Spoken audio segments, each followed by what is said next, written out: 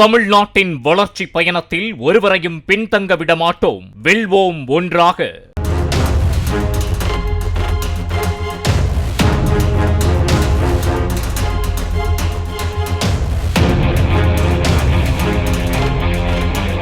கன்னியாகுமரி மாவட்டம் மயிலாடியில் தாவேக நிர்வாகியை கும்பல் ஒன்று வீடு புகுந்து தாக்கியது.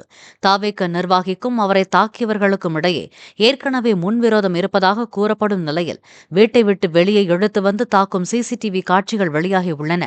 இந்த தாக்குதல் தொடர்பாக தாவேக நிர்வாகி அளித்த புகாரின் பேரில் 6 பேர் மீது காவல்துறையினர் வழக்கு பதிவு செய்துள்ளனர்.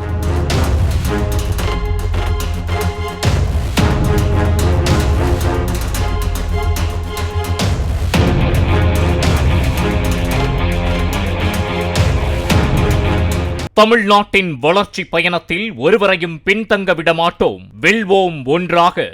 பிளே ஸ்டோர் மற்றும் ஆப் ஸ்டோரில் இருந்து பாலிமர் செயலியை QR கோடு மூலம் பதிவிறக்கம் செய்யுங்கள்.